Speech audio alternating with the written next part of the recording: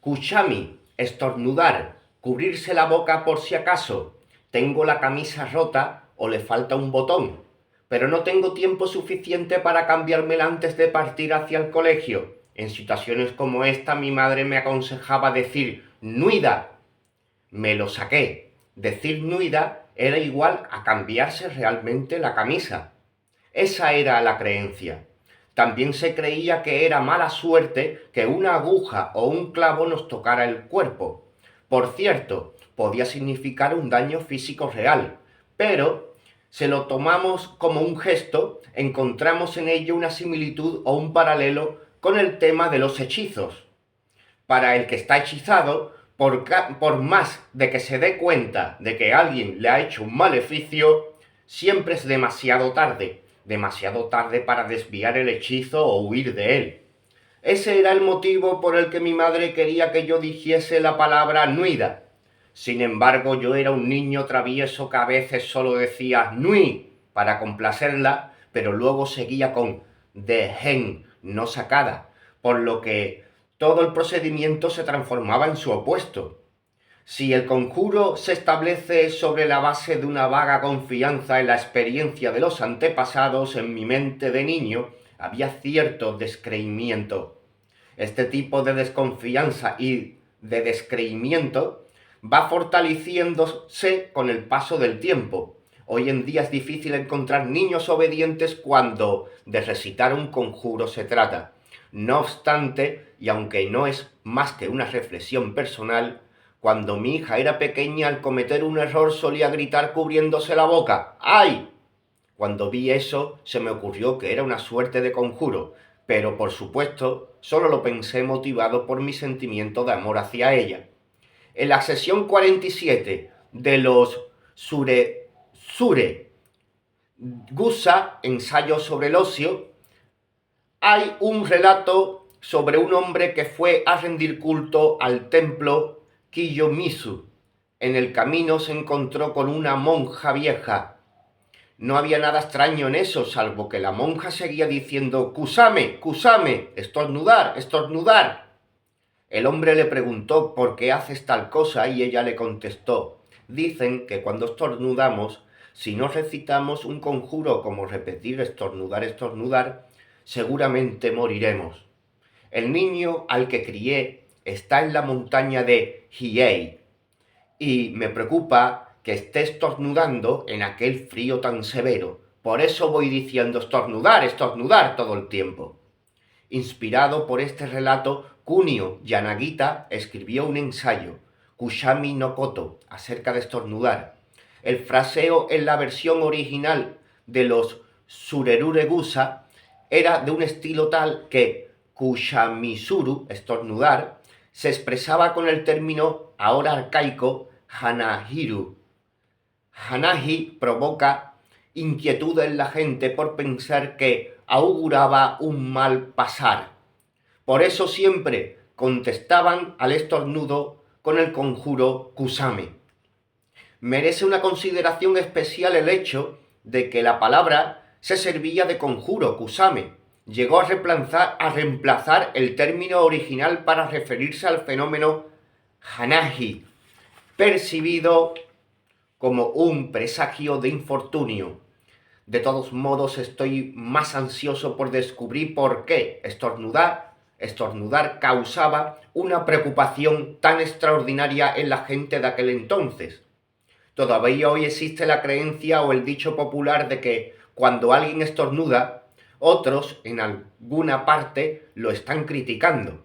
La idea de que subyace en esta creencia es que con el estornudo el espíritu de la persona se va de su cuerpo y puede entonces ser víctima de los malos espíritus. El ki, la energía vital o el espíritu, siempre debe habitar el propio cuerpo. Un estornudo dispersa el ki de manera descontrolada. Desde esta perspectiva, podemos negar que los malos espíritus de la montaña y los ríos están involucrados. Una teoría sostiene que la palabra kusame surgió en un laksu al repetir el cántico Kusoku ban nyo Kyokyu nyo Ritsuro, cosas vivientes descansen, vengan de inmediato al orden. Kunio Yanagita, sin embargo, considera incorrecta esta conclusión. Según su propia teoría, kusame era en su origen kusahame, comer mierda, equivalente a su vez a kuso kurae, comer mierda. Yanagita explica que esta palabra se usa con la intención de demostrar una cierta coerción a un acto de fuerza a través del cual los malos espíritus serían reprimidos. En mi opinión, la respuesta de Yanagita es muy coherente. Tanto recitar kusame como aclarar la voz son conjuros y gestos hechos con la intención de exorcizar a los diablos nefastos. Del mismo modo, el gesto de cubrirse la boca sin pensar y decir ¡ay! Es un acto que podría retener al espíritu, en peligro de escapar del cuerpo propio. Todas estas son expresiones que pertenecen a una cultura de conjuros y en nuestro caso el de los japoneses. No cabe duda de que es así. La costumbre de usar algún tipo de conjuro o amuleto cuando la costumbre de colgar la cabeza de una sardina bajo el alero del techo ha ido disminuyendo en popularidad. Aún así, no podemos apresurarnos a declarar que sea bueno o malo el hecho de que un gesto como el conjuro haya desaparecido.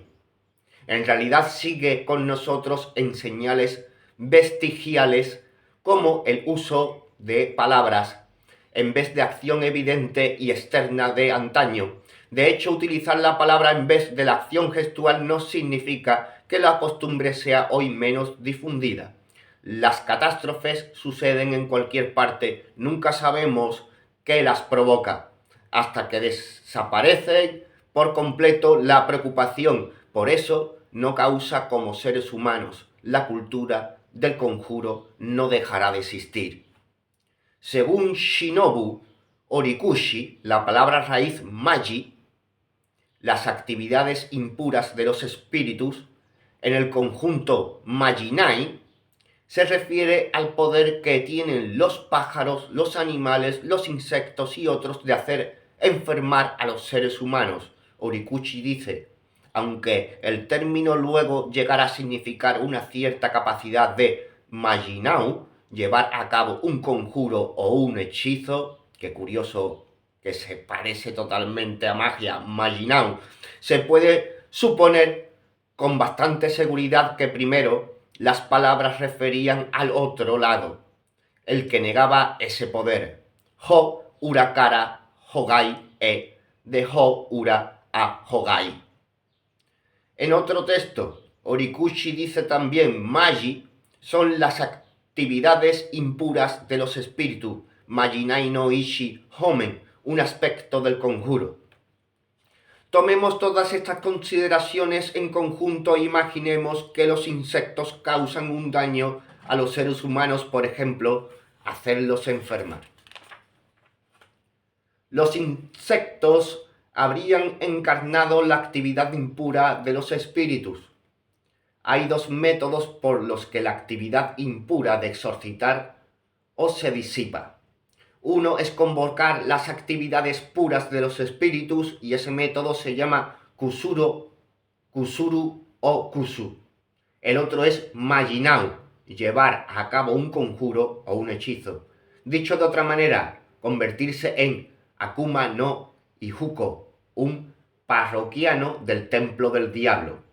Hay un antiguo remedio popular para la picadura de la avispa, capturar a la avispa que picó y refrenar la herida con la misma avispa. Un excelente ejemplo de ser parroquiano del templo del diablo.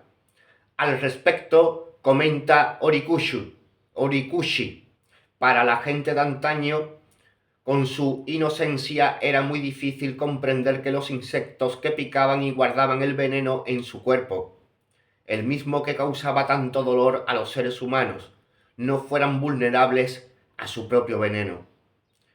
En esa época no se podía pensar sino que sus cuerpos tenían también otros elementos que contrarrestaban el veneno. Horikushi denominó Kataki Uchi Ryoho, remedios de la venganza. A ese antiguo remedio popular podemos reconocer su huella y la creencia que subyace en ella en refranes populares como Doku o Kuragawa, Doku o Kuragawa, Doku o Kuragawa Saramade. Es igual ser ahorcado por una oveja que por un cordero, lo que significa si uno come el veneno, entonces, ¿por qué no comer también a quien lo produce? Y Doku o Motte Doku o Seisu, el remedio se parece a la enfermedad. De todos modos, Katakiguchi Ryoho ha perdido popularidad con el paso del tiempo.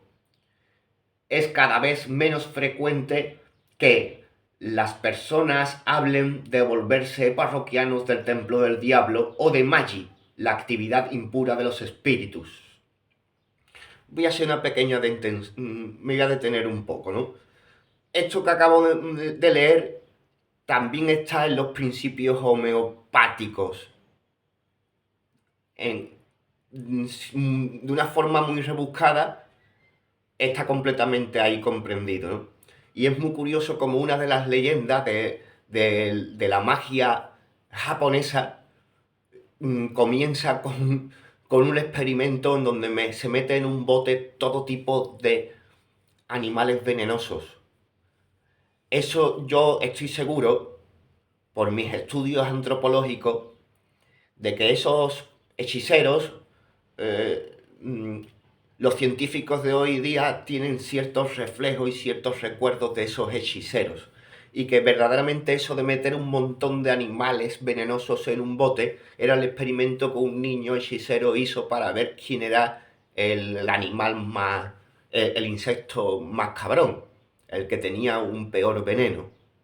Pero es muy curioso de que un bote lleno de insectos venenosos forma parte hoy día del gesto que más miedo puedan tener los japoneses a lo que se llama el omníodo, la magia japonesa. Es un vínculo como de magia negra, de mal deseo. Todo esto lo estoy estudiando bajo el peso de este libro que me encanta, que es pura antropología.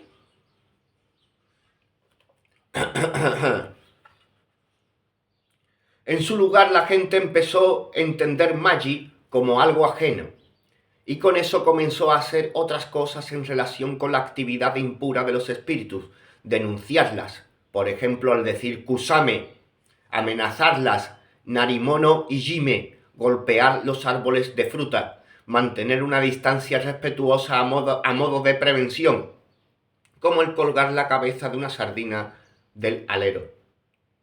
En realidad, Magi, como fenómeno externo, es demostración de una hazaña del pensamiento analítico. Por eso, cuando la gente alcanzó esa etapa, el remedio de la venganza cayó en desuso. Si bien podemos denominar a esta transición como analítica, no significa que la gente reconociera Magi como algo relacionado con un ser distinto y perfecto. Era relativo a una cuestión de matices. Había muchos diablos, todavía por todas partes, y muchas cosas habían caído bajo su influencia maléfica.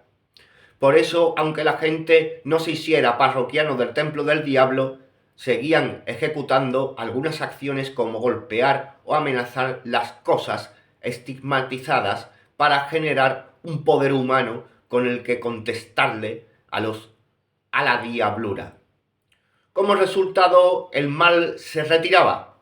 Eran los diablos que salían corriendo, pegando gritos de horror, horror. No solo los objetos podían ser afectados o marcados por los diablos, las palabras también pueden ser blanco de su hechizo. Podemos citar nuevamente los Suresure Gusa, ensayos sobre el ocio. En la sección 61 se dice que si una mujer tenía dificultad para expeler la placenta después de dar a luz, era bueno dejar caer un koshiki o un seiro, canasto usando para cocinar a vapor. cuando lo llamamos hoy en día del borde de un techo. Koshiki tiene una correspondencia con las palabras koshike, que quiere decir leucorrea. Además, se consideraba óptimo llegar a cabo este acto con koshiki en la localidad de... No sé si sabéis lo que es la leucorrea.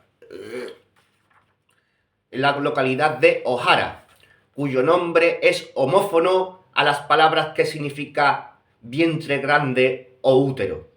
La relación homófona entre estas palabras dio sentido a la creencia de que si el koshiki cayera en Ohara, la placenta a su vez caería. Sería expelida también. Si invertimos el pensamiento, se supone que el diablo dejaba la placenta que no se expelía e iba a marcar el canasto para cocinar el vapor en Ohara, y que lo habría hecho precisamente por la relación homófona entre las palabras. Por eso, si los seres humanos pueden hacer caer el koshiki diablo, habrán generado suficiente poder humano o sabiduría humana como para contrarrestar con eficacia su influencia maléfica, en vez de Kataki Ishi Ryoho, remedio de la venganza. Este tipo de tratamiento podía ser denominado Kanno Ryoho, remedio de la respuesta. Aunque solo pueda basarme en mis impresiones, diría que hay 4 tipos de conjuro en la categoría del remedio de las respuestas. 2 de ellos son los que responden directamente al peligro de una catástrofe natural. El primero, amenaza. El segundo, celebración por anticipo. Los 2 restantes se utilizan como contra la enfermedad. El tercero es el tratamiento curativo y el cuarto, la prevención. Un ejemplo de conjuro del primer tipo es Hayaku me odase kaki no tane sadanu to hasami de shongiru so. Brota rápido, semilla de kaki. Si no lo haces, te cortaré con mi tijera. Este conjuro es una forma de narimono y hime, golpear los árboles de fruta. Por eso es un ejemplo de remedio de la respuesta del tipo amenaza. Para el segundo tipo, sugeriría la costumbre llamada moshigiri, cortar tortas de arroz. En este caso, quien imite la experiencia de dar a luz tendrá un bebé, por lo que pertenecen al tipo celebración por anticipo. El tercer tipo es uno de los 2 que se dijeran en la enfermedad. Tiene un ejemplo en la costumbre de escribir el nombre de un niño en un cucharón para luego fijarlo con un clavo en la puerta principal y con eso lograr que deje de llorar durante las noches. Por último, el cuarto tipo es la prevención. Un ejemplo es la creencia de que se puede evitar la parálisis refregando nueces en la mano. De las 4 categorías de conjuro, la amenaza, la celebración por anticipado, el tratamiento curativo y la prevención, solo siguen en uso la amenaza y la prevención. Concedo que una huella de la celebración por anticipo todavía se reconoce en la costumbre de decir solo cosas alegres en Año Nuevo. No obstante, la mayoría de las instancias, incluso las de ese tipo de conjuro, suceden en comunidades pequeñas y como la comunidad pequeña han disminuido, conjuros con el espíritu de la celebración por anticipado han perdido popularidad. Un resultado que tal vez sea lo más natural. Los conjuros curativos requerían de un especialista, un curandero, que ha sido reemplazado por los médicos con un título oficial. El tipo de conjuro que correspondía al curandero ha caído naturalmente en desuso. Por lo tanto, solo 2 tipos de conjuros sobrevivieron hasta la actualidad, el de la amenaza y el de la prevención, y perduran en nuestras vidas cotidianas por motivos que se encuentran en las profundidades del inconsciente, como el gesto de aclarar la voz. Pero una costumbre es común todavía hoy. Los jóvenes priorizan a la fe de sus padres la fuerza y la importancia del saber científico. Sin embargo, esos mismos jóvenes librepensadores en circunstancias de tensión, como el examen de ingreso a la universidad, llevan en secreto en sus bolsillos una piedra de Tokashi, cuyo nombre significa literalmente 10 victorias. Es decir, hasta que toda inquietud y toda preocupación hayan sido eliminadas de este mundo, cosa que supuesto jamás sucederá, los conjuros y los hechizos tampoco desaparecerán. Creo que el carácter de nuestros conjuros y las maneras en que los categorizamos cambian. Por ejemplo, la gente moderna y civilizada de hoy no piensa ni por un segundo en fumar como una forma de conjuro. No obstante, algún día, en algún sistema futuro de la historia, ese hábito puede ser categorizado como un tipo de conjuro, dado que las personas tienen que encontrarse cada vez con más frecuencia y pasar por el tipo de situación cara a cara que los japoneses no genera tantos nervios y tensiones. Naturalmente quieren contrarrestar la tensión con estimulantes como el té y el tabaco. No es otra cosa que el intento de exorcizar al diablo o a los diablos de la vida social moderna en más de un aspecto, un tipo de maldición social. Y para lograr el exorcismo utilizan el tabaco, que irónicamente es un producto social. Cuando se exhala una nube grande de humo de tabaco, ¿qué es lo que realmente se expele?